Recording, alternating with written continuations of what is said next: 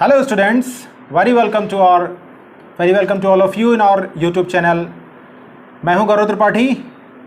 NCERT की series में हम इकोलॉजी एनवायरनमेंट की क्लास 7th की जो बुक है और एनवायरनमेंट, उस एनवायरनमेंट के सेक्शन को हम शुरू करेंगे और एक ओवरव्यू हम तैयार करेंगे, एक व्यू तैयार करेंगे इकोलॉजी एनवायरनमेंट के लिए कि जो आने वाली किसी भी एग्ज़ाम के लिए एक बेस हो। बिकॉज जितने भी एग्ज़ाम्स होते हैं उन सभी एग्ज़ाम्स में इकोलॉजी एनवायरनमेंट के जो क्वेश्चंस होते हैं वो कंपलसरी होते हैं। अगर हमने एक पूरा व्यू तैयार नहीं किया है तो एग्जामिनेशंस में जो क्वेश्चंस आते हैं, जो कॉन्सेप्ट बेस होते हैं, वो क्वेश्चंस हम गलत कर देते हैं। तो एनसीईआरटी की सीरीज़ में क्लास 7th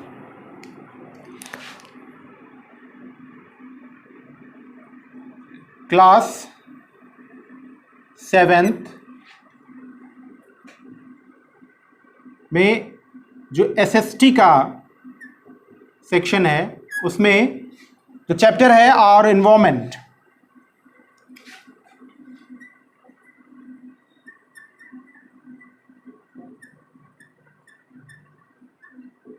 पहला चैप्टर और एनवायरनमेंट, हम इस और एनवायरनमेंट के सेक्शन को देखेंगे और इसमें जितने भी क्वेश्चंस और एनवायरनमेंट में हैं वो एनवायरनमेंट के पूरे सेक्शंस को हम क्लियर करेंगे। सबसे पहले there is a word environment. What is an environment? Environment क्या है? Environment is, what is environment? The first thing, पहली चीज कि एनवायरनमेंट है क्या, तो we know environment is a surrounding. Environment is a surrounding.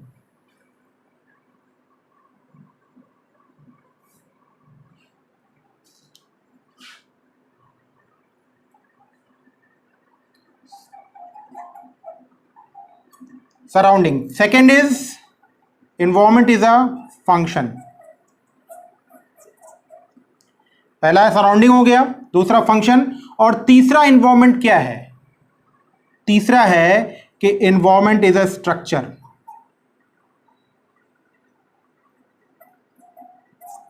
तो अगर कभी ऐसा समझा जाए कि एनवायरनमेंट क्या है तो वो एक सराउंडिंग है, वो फंक्शन है और वो स्ट्रक्चर है। अब तीनों पॉइंट्स को हम क्लियर करेंगे और समझेंगे कि एनवायरनमेंट क्या है, ये सराउंडिंग क्या है। बिकॉज ये सराउंडिंग क्यों है, अब ऐसा समझते हैं कि क्यों सराउंडिंग है। एवरीथिंग, एवरी लिविंग ऑर्गेनिजम्स, यानी जो जीवित जीव हैं, कोई भी लिविंग ऑर्गेनिजम्स मींस बायोटिक, जो बायोटिक ऑर्गेनिज्म है, कोई भी लिविंग ऑर्गेनिज्म है जो बायोटिक ऑर्गेनिज्म है, इसको सराउंड करने वाले, कुछ भी इसको सराउंड कर रहा है। कौन कौन इसको सराउंड करेगा? इसको सराउंड करेगा फिजिकल एनवायरनमेंट। कौन कौन सराउंड कर रहा है? Physical environment. इसको और कौन सराउंड कर रहा है? इसको प्लेस, कोई भी प्लेस सराउंड कर रहा है। इसको और कौन सराउंड कर रहा है? इसको खुद जो मैन यानी ह्यूमन सोसाइटी है वो भी इसको सराउंड कर रहा है। ठीक है, तो सराउंडिंग है, आप खड़े हैं, आपके चारों तरफ कोई घर है, कोई कमरा है जो किसके द्वारा बनाया गया है? मैन मेड है, that is called place. Physical environment, light. Physical environment में कौन कौन है? फिजिकल एनवायरनमेंट से लैंड, फिजिकल एनवायरनमेंट में कौन कौन है? जैसे एयर। इस सब ने क्या किया है? आपको सराउंड किया है। प्लेसेस में किसने सराउंड किया है?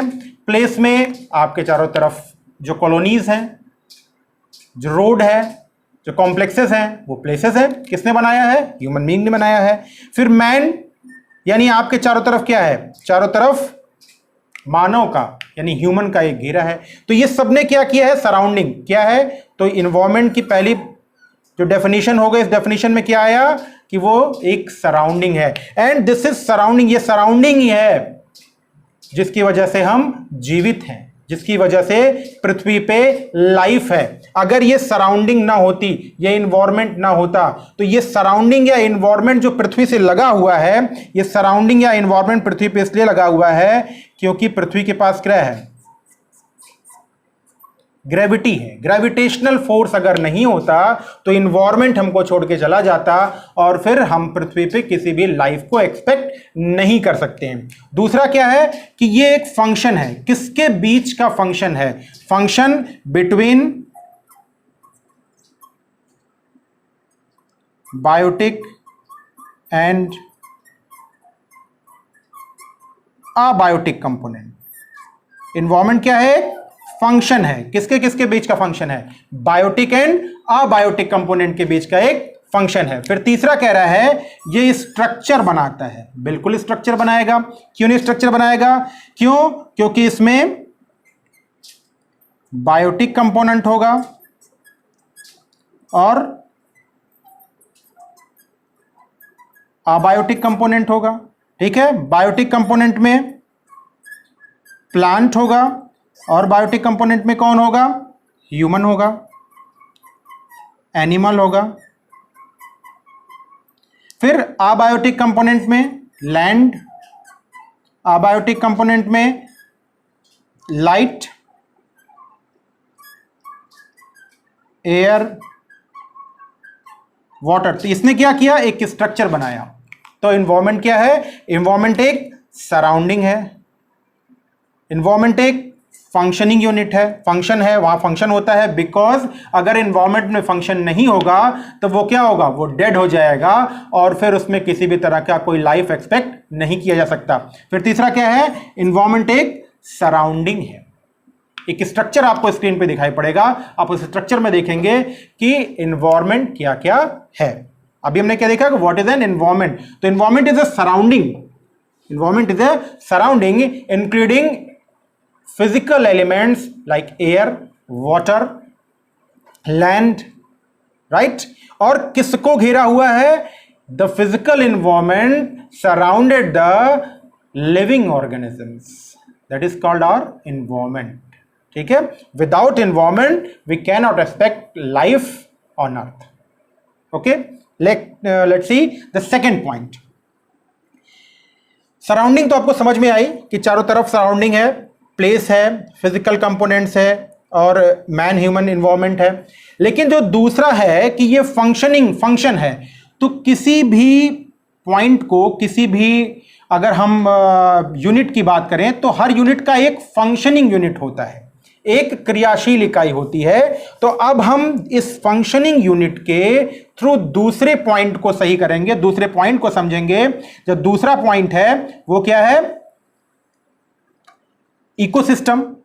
ठीक है, लेकिन इस इकोसिस्टम को जानने से पहले हम क्या समझेंगे? इस इकोसिस्टम को जानने से पहले कुछ और क्वेश्चंस कभी कभी आते हैं कि क्या है फिजिकल नेचुरल इन्वायरमेंट।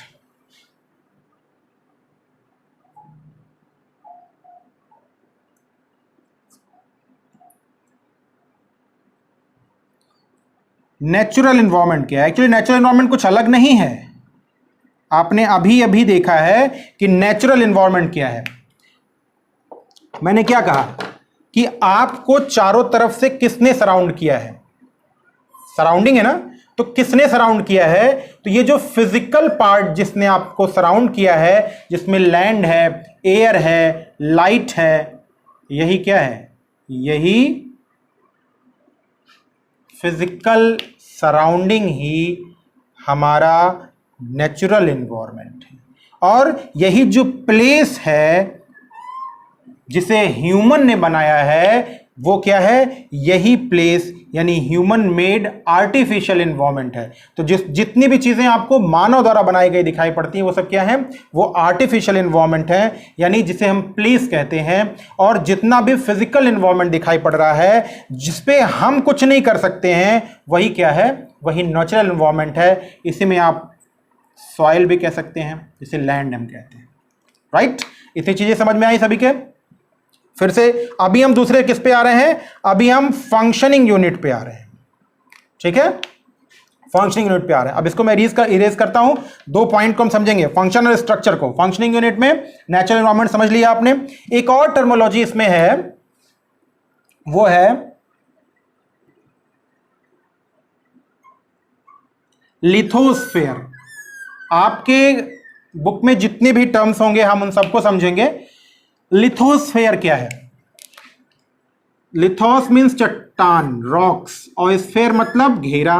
तो किसका घेरा? चट्टानों का घेरा। और चट्टान आपको कहां दिखाई पड़ती है? चट्टान आपको दिखाई पड़ेगी, ये अर्थ सरफेस है। इस अर्थ सरफेस का जो अपर पार्ट है जिसे हम क्रस्ट कहते हैं, इसे हम क्रस्ट कहते हैं, इसी क्रस्ट का upper part which is made with hard rocks called lithosphere, यही वो पार्ट है जो सख्त धरातल का बना हुआ है, दैट इज कॉल्ड लिथोस्फेयर, जिसमें जो किससे बना है? चट्टानों का बना है। आप सुनते होंगे बेसाल्ट चट्टान, ग्रेनाइट चट्टान, तो ये जो रॉक्स है ना, ये सब यही क्या है? ये लिथोस्फेयर है। और यही क्या है? ये टॉप अपर, यानी या कह सकते हैं टॉप लेयर या upper most layer of the earth surface is called lithosphere, which provides us all the minerals, which provides us the production of agricultural productions की जितनी भी प्रोडक्शन है वो सब कौन प्रोवाइड करता है हमें? वो यही लिथोस्फेयर। तो lithosphere is a productive upper most layer of the crust which produces minerals, which produces agricultural productions. Good, let's start. Next point is ecosystem. हम बायोटिक पे है, इस पे इसका जो फंक्शनिंग यूनिट है वो क्या है? वो इकोसिस्टम है।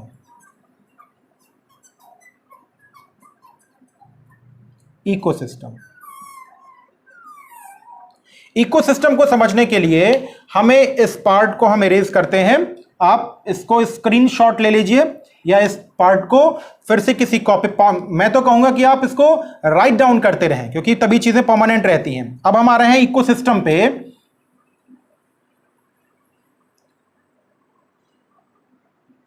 ये एक व्यू है कि इकोसिस्टम आप कैसे समझते हैं, क्योंकि जब जब आप एक सीन पे आएंगे तब तब आपको यह समझने में मुश्किल होगी कि इन्वायरमेंट है क्या। एनसीईआरटी बेसिकली क्या करता है? एनसीईआरटी बेसिकली यही करता है कि वो हमें समझाता है। किस बात के लिए समझाता है? वो हमें यह समझाता है कि कितना प्रैक्टिकली हम उस पॉइंट को समझते हैं। दैट्स वाई मैं यहां पे या हम डिस्कस कर रहे हैं कि हम प्रैक्टिकल वे में कैसे समझें, क्योंकि हमने बात की सराउंडिंग। वैसे आप जनरली इन्वायरमेंट आप किसी से पूछेंगे तो आपको क्या बताएगा? वो आपको सिर्फ एक चीज बताएगा कि everything which surrounds us that is called environment, but everything that surrounds us is environment. ये सही है, ये क्या है? ये एक सिंपल सा डेफिनेशन है, लेकिन everything which surrounds us is not only A surrounding. वो सराउंडिंग तो है नहीं, वो एक फंक्शन भी है, क्योंकि अगर फंक्शन नहीं होगा तो कोई भी चीज़ की लाइफ नहीं होगी। और हमारा इन्वायरमेंट जैसा आज है, जिस कंडीशन में आज है, वैसा पहले नहीं था। अब इसको आगे हम समझेंगे। तो the second point is ecosystem. हम यहां पे हैं, इकोसिस्टम के बारे में समझ रहे हैं, ठीक है? चलिए,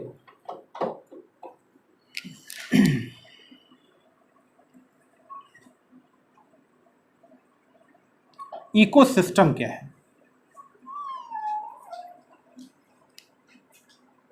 ये एक सिस्टम है, और जब जब हम सिस्टम वर्ड आता है, देखिए दो वर्ड हमेशा ध्यान में रखिएगा, always remember two words, one is system and second is logy या लॉजोस। तो सिस्टम क्या होता है? आप बार बार सुनते होंगे, समझते होंगे, सिस्टम गड़बड़ हो गया, सिस्टम फेल है, सिस्टम ये काम नहीं कर रहा है। तो system means goal oriented structural, goal oriented structural system, यानी जो एक उद्देश्य के लिए होता है और एक जिसका आकार होता है, जिसमें कुछ कंपोनेंट्स होते हैं, दैट इज कॉल्ड इकोसिस्टम। और जब हम बात ऐसे ही किसी इको की कर रहे हैं इकोसिस्टम में, तो ये क्या है? पहले तो इकोसिस्टम क्या है? ये एक फंक्शनिंग यूनिट है। फंक्शनिंग यूनिट किसकी फंक्शनिंग यूनिट? ये इन्वायरमेंट की फंक्शनिंग यूनिट है, ठीक है? और ये इकोसिस्टम की खास बात क्या होती है कि ये इकोसिस्टम क्या है? सेल्फ रेगुलेट करता है, अपने आप को क्या करता है? सेल्फ रेगुलेट करता है, खुद से खुद को चलाता रहता है। और क्या कहता है? ये क्या करता है? सेल्फ सेल्फ सस्टेनिंग, खुद से खुद को बनाए भी रखता है। हम कभी कुछ इकोसिस्टम में करते हैं? बिल्कुल नहीं करते हैं। तो अब इस इकोसिस्टम के भी स्ट्रक्चर को समझते हैं कि इस इकोसिस्टम में बेसिकली क्या है, दो कंपोनेंट्स हैं। One is biotic and second is abiotic, right. Biotic component यानी सभी बायोटिक कंपोनेंट, ए भी बायोटिक है, बी भी बायोटिक है, सी भी बायोटिक है, तो सभी biotic component interact with each other. All the biotic components interact with each other, and they also interact with the abiotic or physical surrounding, right? So the biotic components यानी all the living organisms interact with each other, and they also interact with the physical surroundings, all the abiotic component, and this whole structure is called ecosystem. और ये पूरा structure क्या कहलाता है? Ecosystem कहलाता है। इसका मतलब कि बायोटिक अबायोटिक, जैविक और अजैविक तत्व दोनों आपस में क्रिया करते हैं और दोनों ही क्या बनाते हैं? एक स्ट्रक्चर बनाते हैं, एक फंक्शन करेंगे। फंक्शन करेंगे, अभी बात आई कि फंक्शन करेंगे तो कुछ ना, अगर हम काम करते हैं तो कुछ ना कुछ तो प्रोड्यूस होता है ना। तो ये एक दूसरे से इंटरेक्ट कैसे हैं? ये एनर्जी ट्रांसफर होता है, एनर्जी एंड मैटर, यानी ऊर्जा और पदार्थ के, एनर्जी और मैटर के ट्रांसफर के थ्रू एक दूसरे से कनेक्ट होते हैं। And this connection and this whole body structure is called ecosystem. It means ecosystem includes two components, one is biotic and second is abiotic. In abiotic, all the living organisms like plants, like animals, like human being, and the physical surrounding includes the physical parts like air, lithosphere, water. They interact with each other, they connects with the transfer of energy and matter, यानी वो एक दूसरे से connect रहते हैं। कैसे? Transfer of energy and matter, यानी ऊर्जा और मैटर के साथ क्या रहते हैं? कनेक्ट रहते हैं। सेकेंड इज क्लियर कि the ecosystem is a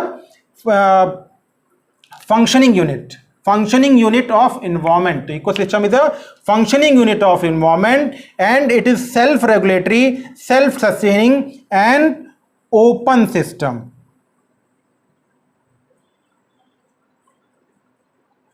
Self-regulatory, self-sustaining and open system. What do you mean by open system? Open system means that there is no any abandonment, यानी किसी भी प्रकार की कोई भी इसमें restriction नहीं है. There is no any restriction for the incoming of energy and the development of mass, यानी किसी भी प्रकार की ऊर्जा की इनकमिंग में और पदार्थों के बनने में किसी प्रकार का कोई भी प्रिवेंटेशन नहीं रहता है, कोई भी प्रकार का कोई बाधा नहीं होती है. तो ये सेल्फ खुद से रेगुलेट करता रहता है. आप क्या किसी भी जंगल को बनाते हैं? नहीं, आप कभी नहीं बनाते हैं. वो खुद से रेगुलेट हो रहता है, बनता रहता है, पेड़ गिरते रहते हैं, फिर बनता रहता है. तो ये सब कुछ किसके द्वारा होता है? इसी इकोसिस्टम के सेल्फ रेगुलेटरी और सेल्फ सस्टेनिंग सिस्टम के कारण होता है. फिर तीसरा आता है कि ये एक स्ट्रक्चर है. इस बात को तो हम अभी तक समझ ही चुके होंगे कि बायोटिक स्ट्रक्चर में कौन कौन है? बायोटिक है और अबायोटिक है. ये जो बायोटिक और अबायोटिक सिस्टम है, ये बायोटिक और अबायोटिक सिस्टम एक स्ट्रक्चर के थ्रू रहता है और स्ट्रक्चर को कहते हैं हम, उस स्ट्रक्चर में होता क्या है? The structure is called food, the structure is called food chain and food web. यानी the biotic and abiotic components interact with each other, एक दूसरे से इंटरेक्ट करते हैं, बिल्कुल इंटरेक्ट करते हैं. और उस कंडीशन में ऑल द लिविंग ऑर्गेनिजम्स, यानी जितने भी जीवित जीव हैं, वो सभी एक दूसरे से इंटरेक्ट होते हैं. और वो जो दूसरे से इंटरेक्ट होने की उनकी एक कनेक्शन रहता है, the connection is called food chain. यानी सभी लिविंग ऑर्गेनिज्म, मैंने कहा ना कि all the living organisms connect with each other, they interact with each other. तो दे इंटरेक्ट, अगर ये आपस में इंटरेक्ट करते हैं तो क्या बनता है? तब बनता है फूड चेन. और इसी फूड चेन में क्या होता है? एनर्जी का ट्रांसफर और मैटर का ट्रांसफर होता है। और फूड चेन में एक छोटा सा स्ट्रक्चर हम फूड चेन का देखते हैं। फूड चेन में अलग अलग ट्रॉपिक लेवल्स होते हैं। पहला होता है primary producer, second is primary consumer, third is secondary consumer, fourth is tertiary consumer, and this is called omnivorous और द सुपर कंज्यूमर्स या टॉप कंज्यूमर्स। तो यहां पे जो फूड चेन में एनर्जी ट्रांसफर होती है वो 10% के लॉ से होती है। It means the previous trophic layer, जो पहला ट्रॉपिक लेयर होता है, it consumes the 90% of the energy and release only 10% energy for the upper या for the next trophic level. तो the biotic components interact with each other through food chain, right? That is ecosystem. Now अब हम क्या देखेंगे, अब हम कुछ questions हैं, उस क्वेश्चंस के थ्रू हम इस चीज को फिर समझेंगे। पहला क्या है, द फर्स्ट क्वेश्चन है व्हाट इज एन इकोसिस्टम। तो व्हाट इज एन इकोसिस्टम, अब आप बता सकते हो कि ecosystem is a functioning and structural unit of environment. It has two components, one is biotic and second is abiotic. The abiotic components includes all the living organisms and the biotic components includes all the living organisms and the abiotic components includes all the physical parts like air, water, land, soil, rocks and water. That is clear. Second, which is the major component of the which are the major components? तो major components यही दो हैं, biotic and abiotic, major components हो गए। फिर question है give 4 example of human made environment. अब देखिए this is very good question कि give 4 examples of human made environment. थोड़ा सा पहले चलते हैं कि ह्यूमन मेड इन्वायरमेंट यानी जिस इन्वायरमेंट को मानव ने बनाया।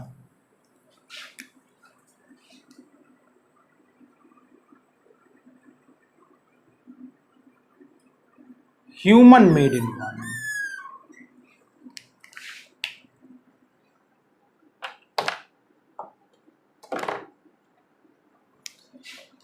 Very easy.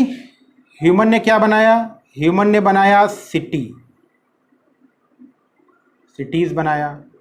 ह्यूमन ने क्या बनाया, ह्यूमन ने मार्केट, स्मॉल। ह्यूमन ने क्या बनाया, ह्यूमन ने रोड बनाई। ह्यूमन ने क्या बनाया, ह्यूमन ने ब्रिज बनाया। 4 से ज़्यादा भी जा सकते हैं। जितना भी ह्यूमन ने बनाया है, जो भी आपको दिखाई पड़ता है वो सब ह्यूमन मेड इन्वायरमेंट ही है। और आगे आ जाते हैं और इससे आगे आए तो क्या हो गया, विलेज बनाया। ये सब क्या है, ये सब ह्यूमन मेड इन्वायरमेंट है, यानी मानव ने बनाया है। ठीक है, मॉन्यूमेंट्स ह्यूमन मेड ही हैं। तो ये सभी क्या है, ह्यूमन मेड इन्वायरमेंट है। ऐसा ही क्वेश्चन और देखते हैं। ये सब आपके लेसन 1 के क्वेश्चंस हैं। फिर कह रहा है व्हाट इज लिथोस्फेयर। देखिए मैंने यही बताया है व्हाट इज लिथोस्फेयर, पहले ही बता दिया कि the upper most part of the crust made with lithios means made with rocks, that is called lithosphere. The uppermost part of the crust made with rocks, soils is called lithosphere. Which are the 2 major components of biotic environment? Very good, सारे answers यहीं पे हैं। Which are the 2 major component of biotic environment? देख लेते हैं, तुरंत clear कर लेते हैं यहीं पे।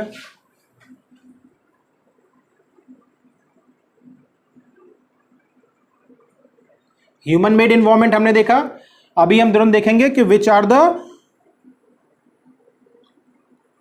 2 इंपॉर्टेंट या विच आर द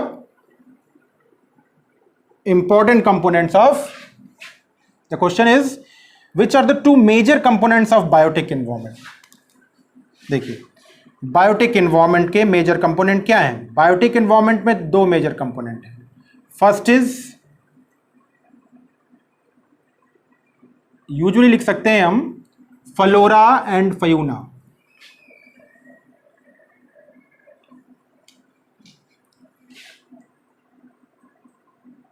यानी फ्लोरल इन्वायरमेंट और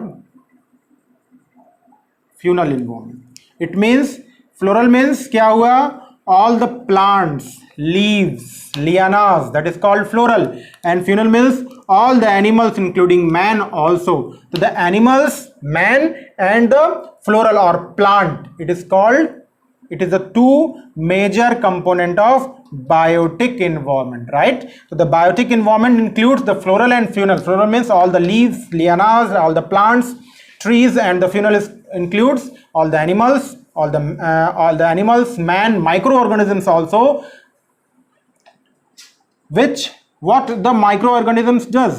वो microorganisms क्या करते हैं? सूक्ष्म जीव, ये microorganisms decay the organic matter, जो organic matter होता है, यानी dead parts of plants, dead parts of human being, dead parts of animals, इन सबको क्या करते हैं? इनके जो कार्बनिक कंपाउंड्स होते हैं उनको केमिकल्स में डीके कर देते हैं, तोड़ देते हैं, और फिर वो यूज में आ जाते हैं। किसके? फिर से हमारे यूज में आ जाते हैं। Next question, what is biosphere? Very good question. Biosphere, देखिए सारी चीजें हमने इस स्ट्रक्चर में लिख रखी है, इसलिए मैं पूरा इरेज नहीं कर रहा हूं। What is biosphere? Biosphere, you can say biosphere is the biggest environment या biggest ecosystem। बहुत आसानी से कह सकते हैं हम कि बायोस्फीयर क्या है? ये क्या है? ये बिगेस्ट इन्वायरमेंट है, इकोसिस्टम है। क्यों बिगेस्ट इकोसिस्टम है? ऐसा बिगेस्ट इकोसिस्टम क्यों है? Because this is the whole earth, you can say the whole earth is a biosphere, because there is no any place, ऐसा कोई प्लेस नहीं है from the crust towards the environment, यानी environment और crust में हर जगह पे बायो तो है ही। बहुत आसानी से समझ सकते हैं। क्रस्ट यानी अपर पार्ट जो हमारा है, इस क्रस्ट में भी क्या होते हैं? बहुत सारे लिविंग ऑर्गेनिजम्स रहते हैं। और फिर जब हम ऊपर एनवायरमेंट की तरफ जाते हैं तो आपको पता है कि एयर में भी बहुत सारे इन्वायरमेंट्स, बहुत सारे यानी बायोटिक कंपोनेंट्स रहते हैं। तो द होल प्लेस, वो पूरा क्षेत्र जहां पर बायोटिक जो कंडीशंस हैं वो अवेलेबल हों, दैट इज कॉल्ड बायोस्फीयर। ठीक है, तो biosphere includes the living condition on earth, यानी पृथ्वी पर जीवन दायनी जितना भी घेरा है, that is called biosphere, from the lithosphere towards the environment. यानी लिथोस्फीयर से शुरू होकर के, लिथोस्फीयर के नॉट द डेप्थ पार्ट, बहुत गहराई की बात मैं नहीं कर रहा हूं, the uppermost part of the lithosphere, यानी वो ऊपरी चट्टानी भाग जहां पर जीव रहते हों, छोटे छोटे जीव जंतु आपने देखे होंगे, वहां से लेकर के इन्वायरमेंट में, यानी तो lower atmosphere, the environment called the lower atmosphere, वो लोअर एटमॉस्फेयर जहां पे बहुत सारे पैरासाइट्स रहते हैं, बहुत सारी बर्ड्स रहते हैं, बहुत सारे ह्यूमन बीइंग, हम लोग खुद सर्वाइव कर जाते हैं, तो वो पूरा एरिया क्या है? Biosphere. The biosphere includes the uppermost part of the crust and the lower atmosphere including water bodies like oceans and lakes and ponds also. Clear? Next question, which is not a natural ecosystem? Desert, aquarium and forest, which is not a natural ecosystem, which is not a natural ecosystem। कौन सा natural ecosystem नहीं है? Options are desert, aquarium, forest। desert, you, अब फिर एक बार सोचते हैं कि what is not an natural ecosystem। natural ecosystem ने कहीं लेकर रखा है, natural ecosystem means which is made by nature, forest, oceans, rivers, natural lakes, ये सब क्या है? नेचुरल इकोसिस्टम है। तो इसको हमने बनाया? बिल्कुल नहीं बनाया। डेजर्ट हमने बनाया? नहीं बनाया, नेचर ने बनाया। तो नेचर होगा। एक्वेरियम, फॉरेस्ट, फॉरेस्ट तो हम नहीं बनाते, नेचर बनाता है। एक्वेरियम क्या है? ये आर्टिफिशियल इकोसिस्टम का एक एग्जाम्पल है। आपको ये बताओ कि इकोसिस्टम क्या क्या है? Ecosystem drop of rain water इतना छोटा भी हो सकता है। ये ड्रॉप ऑफ रेन वाटर इतना छोटा भी हो सकता है। कौन? इकोसिस्टम, ठीक है। और ये ओशन इतना बड़ा भी हो सकता है। इकोसिस्टम, वाटर की ड्रॉप इतना भी छोटा हो सकता है और इकोसिस्टम बड़ा हो सकता है as the ocean, like Pacific ocean, right. The next, which is not a component of human environment, not a component of human environment, land, religion and community, which is not a part of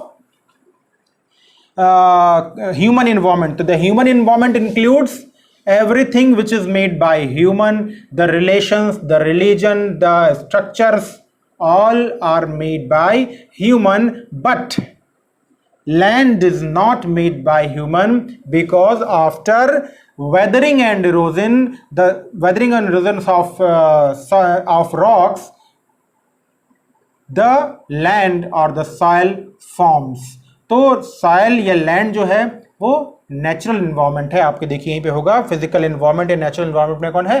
land है। And the community और the religion is made by human being. So religion and community is a natural, sorry, is a human environment. और यहां पे कह रहा है which is not a component of, right. So not a component is land. Which is a human made environment? Mountain, sea, road, very easy. Mountain and sea is made by nature and road is made by human being. Which is a threat to environment? Which is a threat? कौन है threat environment के लिए? Which is a threat to environment? Growing plants? No, it is very useful for us. Growing population? Yeah, threat. Growing crops? No, crops भी threat नहीं है, plant भी नहीं है, but growing population is a threat for us, because rapid growth of population creates a pressure on resources. So rapid और growth of population is not good for us. Where match the following biosphere.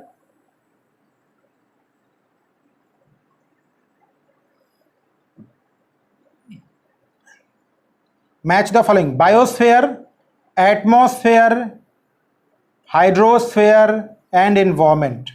इसको match करना है. तो first is biosphere. Biosphere, blanket of air which surrounds us. No, it is atmosphere. Blanket of air which surrounds us is called atmosphere. Biosphere, gravitational force of the earth. No, there is a hydrosphere. Hydrosphere is domain of water.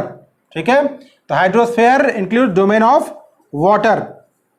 Next, our surrounding. Our surrounding is environment. Here is a F, A, B, C, D, E and F. Okay, पहले यहां पे से हम लिख लेते हैं क्योंकि इसमें मैच वर्ड्स में थोड़ा सा डिफरेंस है. अच्छा क्वेश्चन है, interesting question.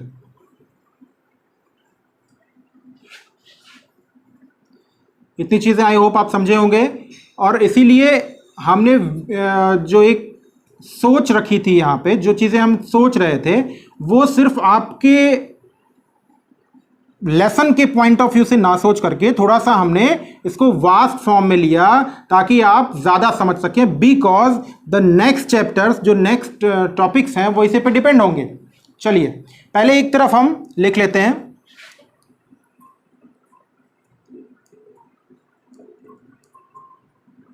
Biosphere, second atmosphere, atmosphere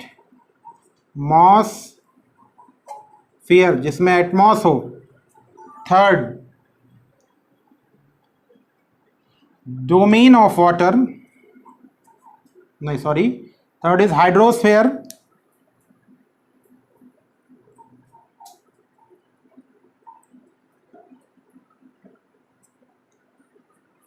fourth environment,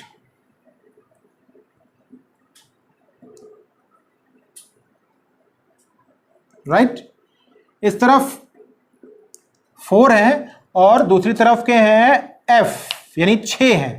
ठीक है, अब यहीं पे हम क्लियर कर लेते हैं। Hydrosphere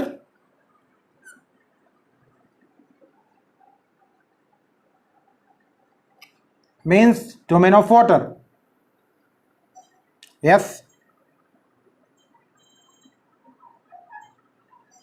domain of water. Atmosphere,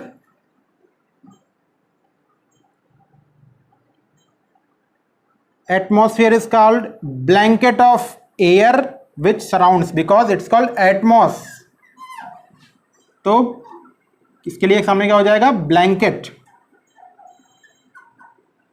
blanket of, blanket है ही, एटमॉस्फेयर ने क्या किया, हमको ब्लैंकेट की तरह कवर किया है, blanket of air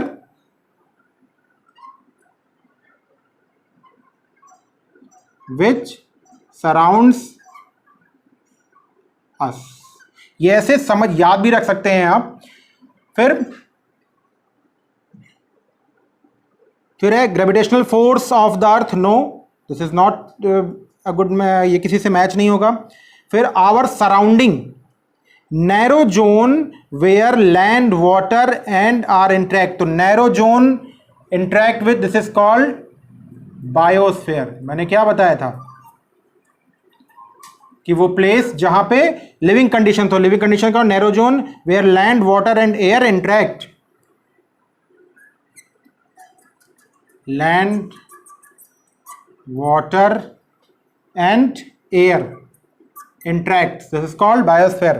And what is environment? Environment is a relation between the organisms and their surrounding.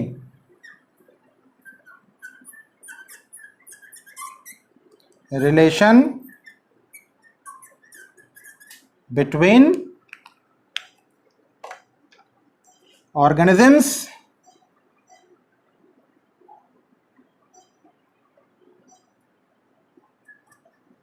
and surrounding.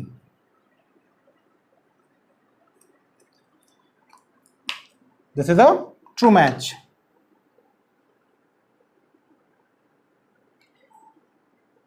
Give reasons. Give reasons. Man modifies the environment. Give reason. Man modifies his environment. बिल्कुल.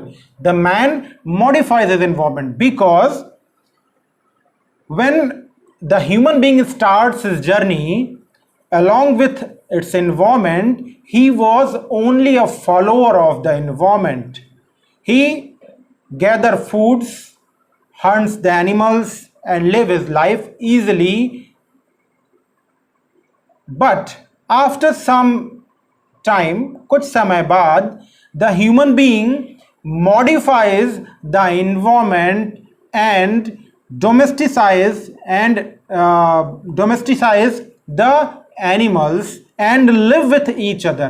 उसने क्या किया, डोमेस्टिसाइज किया, यानी पाला किसको, जानवरों को, and starts a social life. तो you may say that the animal domestication was the first work which helps human to live a social life. After some time, the human being changes the environment, yeah, human being make some changes into the environment and he domesticize the plants and starts agriculture. और उसने क्या किया, plants को डोमेस्टिसाइज किया, and here और अब his role change, और उसका रोल चेंज हो गया along with the environment and it turns into a changer. The first role along with the environment when human being starts his journey was a follower, and in the second step the human being become a modifier, and in the third stage the human being changes his role along with environment and become a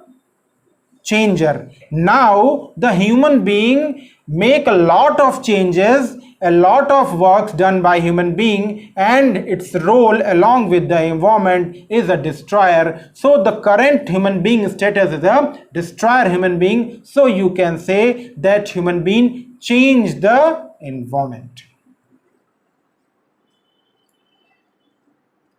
Plants and animal depends upon each other. Very good. Plants and animal depends upon each other because the primary producers of the food chain are plants. They produces the energy. How they produces the energy? They change the physical energy into the chemical energy. They change the physical energy comes from sun and change into the chemical energy through photosynthesis. So the energy is made by the plants and we consume the energy from plants, right? We consume the energy from plants. The vegetarians यानी जो veggies होते हैं जो केवल plants पे depend होते हैं, like human being also a vegetarian, goats, rats, grass hoppers, ये सब क्या करते हैं, ये सब प्रोड्यूस करते हैं किसको, ये सब भी प्रोड्यूसर्स होते हैं. दे प्रोड्यूस या दे change the chemical energy into the physical energy, into the body structure, तो ये भी चेंजर होते हैं. तो फूड चेन ही वो प्रोसेस है कि जिसमें आप ये दिखा सकते हैं that the trophic level 1, trophic level 2, trophic level 3, trophic level 4, trophic level 5 depends upon the energy produces by the primary producer called plants, right. That is the end of the chapter. I hope आपको अच्छा लगा होगा. देखते रहिए NCERT की series और अपनी preparation को और बेटर बनाइए. Goodbye and good luck.